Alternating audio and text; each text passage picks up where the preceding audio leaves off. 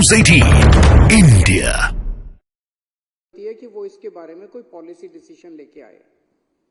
तो एक तरफ सारे कंज्यूमर्स दुखी हैं, कंज्यूमर चक्कर पे चक्कर लगाते हैं, अपने बिल ठीक कराने के लिए चक्कर पे चक्कर लगाते हैं, दलालों के चक्कर लगा रहे हैं, रिश्वतखोरी चल रही है, हर किस्म का गलत काम चल रहा है इस वजह से कि इतने सारे बिल पेंडिंग पड़े हुए हैं, इतने सारे बिल गलत हैं। ये बिल गलत क्यों हैं? इसके बहुत सारे कारण हैं, लेकिन एक बहुत बड़ा कारण बिल गलत आने का, ये कोविड के दौरान जब बहुत महीनों तक मीटर रीडिंग लेने के लिए नहीं गए, कई महीनों तक बिल जनरेट नहीं हुए, कईयों के बिल जनरेट हुए तो एवरेज के ऊपर जनरेट कर दिए गए, किसी की फर्जी रीडिंग लिख दी गई। कोविड के दौरान इतने लार्ज स्केल के ऊपर प्रॉब्लम हुई कि आज 40% दिल्ली जो है वो गलत बिलों, इन्फ्लेटेड बिल्स का शिकार है। हमारी सरकार आम आदमी की सरकार है, जनता की सरकार है, हम जनता की भलाई देखते हैं। जैसा अभी और भी कईयों ने बताया कि रोज अगर आप एमएलए दफ्तर में बैठे तो सुबह से शाम तक बिल ठीक कराने वालों का तांता लगा हुआ है। इसे कैसे नजरअंदाज किया जा सकता है? इन लोगों ने आज तक ऐसे जनता की समस्याओं को नजरअंदाज किया और जनता की समस्याओं पे खुशी मनाई, इसलिए आज इनका ये हाल है कि कभी 3 सीट आती है इनकी, कभी 8 सीट आती है। अब हम जनता की समस्याओं का समाधान, इन समस्याओं का समाधान करने के लिए एक योजना लेके आए, वन टाइम सेटलमेंट स्कीम। इस योजना में मोटा मोटा ये है भाई, पिछले 2, 3 साल, 4 साल जब से आपने बिल नहीं दिए, उस दौरान अगर आपकी 2 या 2 से ज्यादा ओके रीडिंग मिलती है, ऐसी रीडिंग जो आप भी सहमत हो, जल बोर्ड भी सहमत है, 2 या 2 से ज्यादा ओके रीडिंग है तो उनको मान लिया जाएगा, उसकी एवरेज ले ली जाएगी और उसकी एवरेज से बाकी सारे महीनों को मल्टीप्लाई कर दिया जाएगा। भाई आपकी एक रीडिंग आ रही है मान लो 18,000 लीटर, एक रीडिंग है 21,000 लीटर, आप कहते हो ये 2 सही है, तो 21 और 18 39,000 लीटर हो गई। 39 को 2 से डिवाइड किया, 19.5 हो गया, ये आपकी एवरेज रीडिंग। तो जितने महीनों का आपने बिल नहीं दिया उतने महीनों का इसके हिसाब से मल्टीप्लाई करके आपका बिल जनरेट कर देंगे। तो उस हिसाब से एक तो ये हो गया कि भाई जिसकी 2 या 2 से ज्यादा ओके रीडिंग है, ओके रीडिंग को कैलकुलेट। कई लोग जैसे इन्होंने बताया 2012 से किसी ने बिल ही नहीं दे रखे, मीटर ही नहीं लगा रखा, ऐसे लोग अगर अब मीटर लगाने को तैयार हो जाते हैं तो हम ये देखेंगे उसके आस पड़ोस की, उसकी गली में रहने वालों का क्या बिल आया, क्योंकि पड़ोसी तो सेम कैटेगरी के लोग हैं। ये भी, इसका भी लिविंग स्टैंडर्ड वैसा ही है, उसका भी लिविंग स्टैंडर्ड, कच्ची कॉलोनी में रहने वाले का लिविंग स्टैंडर्ड एक जैसा है, झुग्गियों में रहने वालों का लिविंग स्टैंडर्ड एक जैसा है, रीसेटलमेंट में रहने वालों का एक जैसा है, वसंत विहार में रहने वालों का। तो हम ये देखेंगे कि उस गली के अंदर बाकी लोगों का बिल कैसे आ रहा है। तो नेबरहुड की स्कीम इसके अंदर है, जो गली के लोगों का जिस ट्रेंड पे बिल आ रहा है उसी हिसाब से इसका भी बिल मान लिया जाएगा।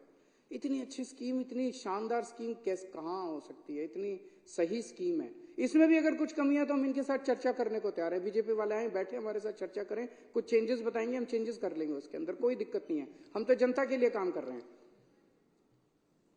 तो इसमें मान लीजिए किसी का अब एवरेज आ गया 20,000 लीटर से कम, तो 20,000 लीटर से कम अगर हो गया तो उसके 5-7 साल का सारा बिल माफ हो जाएगा। और अगर किसी का ज्यादा आ गया तो उसका ज्यादा के हिसाब से एलपीएससी और इंटरेस्ट माफ करके और हम बाकी बिल उससे ले लेंगे। हमारा अपना अंदाजा है कि इस हिसाब से लगभग 10.5 लाख में से 90% से ज्यादा लोगों का पानी का बिल जो है वो 20,000 लीटर से कम आएगा और उनका सारा पुराना बिल माफ हो जाएगा, बिना एक भी पैसा दिए उनके दफ्तरों के चक्कर बंद हो जाएंगे और वो अपना सुख शांति से जीना शुरू कर देंगे। दूसरी तरफ जल बोर्ड दुखी हो रहा है क्योंकि जल बोर्ड के 10.5 लाख कंज्यूमर बिल नहीं दे रहे, वो हर बार फर्जी बिल रेज कर रहे हैं, हर बार अपने खातों में दिखा रहे हैं। जल बोर्ड का रेवेन्यू फंसा हुआ है।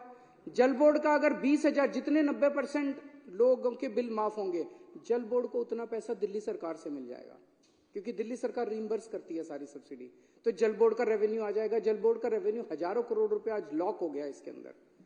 इतनी अच्छी स्कीम है ये, जैसा इन्होंने बताया 13 जून पिछले साल 2023 को इस स्कीम को पास किया गया था और इसे तो तुरंत लागू कर देना चाहिए था। 8 महीने हो गए, आज 8 महीने हो गए हमें इन अफसरों के और इनके वो करते करते, लेकिन इन्होंने करने से मना कर दिया। आज स्थिति ये है कि इस स्कीम को कैबिनेट में लाना है, कैबिनेट पास करेगी तब ये स्कीम लागू होगी। इसके लिए फाइनेंस सेक्रेटरी को इस पे अपने कमेंट्स देने हैं। फाइनेंस सेक्रेटरी ने फाइल पे लिख दिया मैं कमेंट्स नहीं देता। सोचो किसी अफसर की हिम्मत है, उसने फाइल पे लिख दिया फाइनेंस सेक्रेटरी ने मैं कमेंट्स नहीं देता। मैं बिदूरी जी कह रहे थे मेरे से सीख लो, जरा सिखाओ अब उसका क्या करें हम। तो मैं बाद में मिल लूंगा, चाय पे आना, चाय पे बता देना कि फाइनेंस सेक्रेटरी ने फाइल पे लिख दिया मैं कमेंट्स नहीं देता। सौरभ भारद्वाज जी यूडी मिनिस्टर हैं, इन्होंने यूडी सेक्रेटरी को लिखित आदेश दिया कि इसको प्रस्ताव को कैबिनेट में लाया जाए। यूडी सेक्रेटरी ने फाइल पे लिख दिया मैं इसको कैबिनेट में नहीं लाता जब तक फाइनेंस सेक्रेटरी कमेंट्स नहीं देगा। फाइनेंस सेक्रेटरी कह रहा है मैं कमेंट्स नहीं दूंगा, यूडी सेक्रेटरी कह रहा है जब तक ये कमेंट्स नहीं देगा मैं। तो हमने इन दोनों को और भी अफसरों को बुलाया, इन मंत्रियों ने, इन्होंने मेरे को बताया मंत्रियों ने कि क्या चल रहा है, क्यों कर रहे हो ऐसा। तो अध्यक्ष महोदय आपको जान के ताज्जुब होगा कि एक दो सीनियर मोस्ट आईएएस अफसर प्रिंसिपल सेक्रेटरी लेवल के फूट फूट के रोने लग गए, आंसू बह रहे थे उनकी आंखों से। ये उम्र रोने की नहीं है, एक आईएएस अफसर को इस तरह से मैंने रोते हुए नहीं देखा।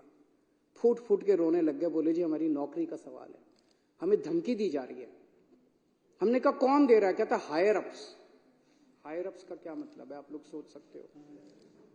ऊंचे से हमको धमकी दी जा रही है कि अगर तुमने ये स्कीम पास कर दी दिल्ली वालों के लिए तो तुमको सस्पेंड कर देंगे। अगर तुमने ये स्कीम पास कर दी, इसलिए ये इतना लड़ रहे हैं। सर्विसेज करते रहते हैं, क्यों करते रहते हैं ये? नीयत खराब है इन लोगों की। सर्विसेज चाहिए, सर्विसेज, इसीलिए उनको धमकी दी जा रही है तुम्हें सस्पेंड कर देंगे, तुम्हें नौकरी से निकाल देंगे, तुम्हारे को जेल भेज देंगे, ईडी सीबीआई छोड़ देंगे तुम्हारे पीछे। वो बोले जी आप हमें, सर आप कहो तो इस्तीफा दे देंगे हम नौकरी से, लेकिन ये स्कीम हम पास नहीं कर सकते।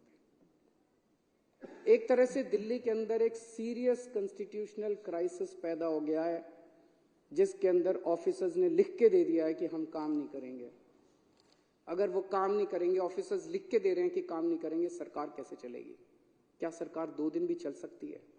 क्या ये शोभा देता है केंद्र सरकार को, बीजेपी को? ये शोभा देता है? इस स्थिति के अंदर उन्होंने दिल्ली की चुनी हुई सरकार को लाके खड़ा कर दिया है। और इस सारी के पीछे कौन है? इस सब के पीछे बीजेपी है। बीजेपी दिल्ली वालों से नफरत करती है, दिल्ली वाले दुखी होते हैं, बीजेपी में खुशी की लहर दौड़ जाती है। दिल्ली वाले दुखी हैं, दिल्ली वाले बीमार होते हैं, बीजेपी वाले आनंदित होते हैं। दिल्ली को बर्बाद करना चाहते हैं बीजेपी के लोग। जैसा परसों मैंने बताया था किस तरह से इन्होंने 2 महीने के लिए दिल्ली के अस्पतालों की दवाइयां बंद कर दी, किस तरह से इन्होंने 2 महीने के लिए, पिछली बार मोहल्ला क्लिनिक के 3 महीने के लिए रेंट नहीं पे किए। मोहल्ला क्लिनिक कई किराए पे चल रहे हैं, उनके रेंट नहीं दिए, उनके बिजली के बिल नहीं दिए इन्होंने, डॉक्टरों की तनख्वाह नहीं दी इन्होंने, एमटीएस कर्मचारियों को निकाल दिया इन लोगों ने, योगा क्लासेस दिल्ली के अंदर बंद कर दी इन्होंने। दिल्ली वालों से इतनी नफरत करते हैं ये लोग। और मैं दिल्ली वालों को कहना चाहता हूं, जब तक आपका बेटा जिंदा है, इन बीजेपी वालों के सामने दीवार बन के खड़ा है, बाल बांका नहीं।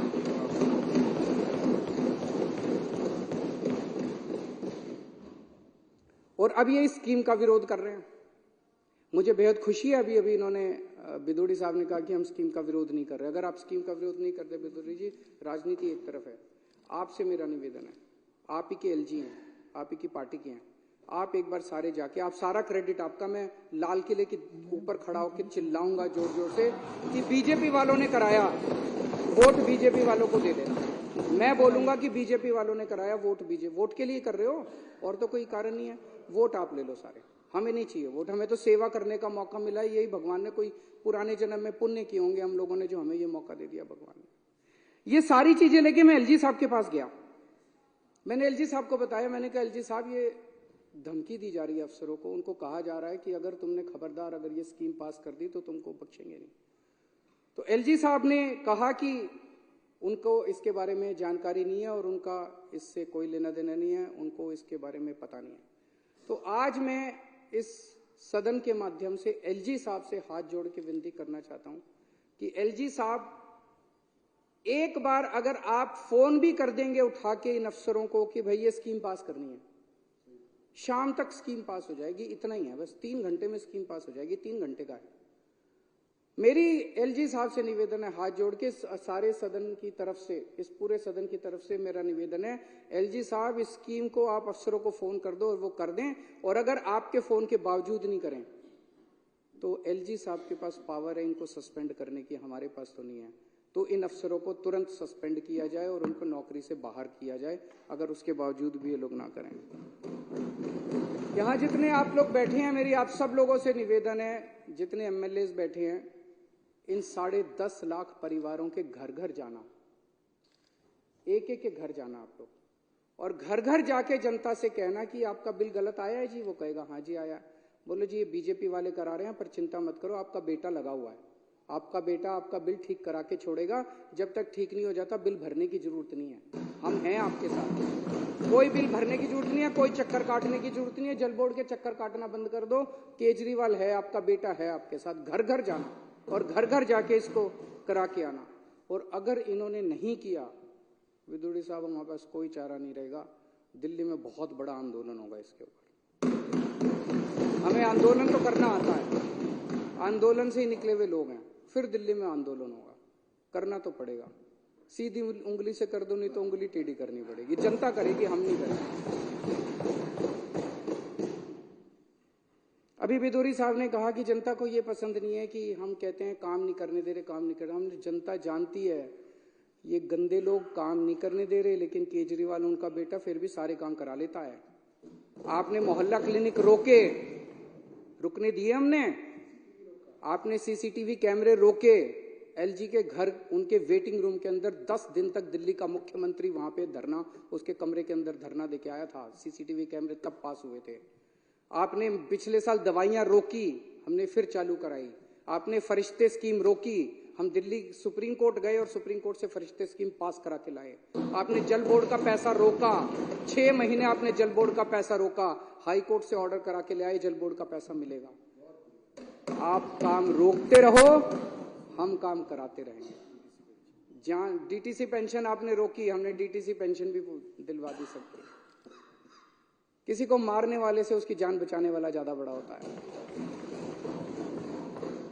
तो मैं आज इस हाउस के माध्यम से 2 चीजें, एक तो एलजी साहब से निवेदन करना चाहता हूं हाथ जोड़ के पूरी विनती के साथ, और दूसरा मैं बीजेपी को जिम्मेदारी देना चाहता हूं, अगर सारा हाउस इसके लिए मंजूर है, कि बीजेपी इसकी जिम्मेदारी ले कि वो एलजी साहब से कह के इस स्कीम को पास करा के लाए, क्योंकि आप भी कह रहे हो कि ये स्कीम अच्छी है, पूरे हाउस का इस पे सहमति है कि ये स्कीम अच्छी है, होनी चाहिए, 10.5 लाख परिवारों को इसका फायदा मिलेगा, तो आप इसकी जिम्मेदारी लेके इसको करा के लाइए। बहुत बहुत शुक्रिया, मैं इसका समर्थन करता हूँ।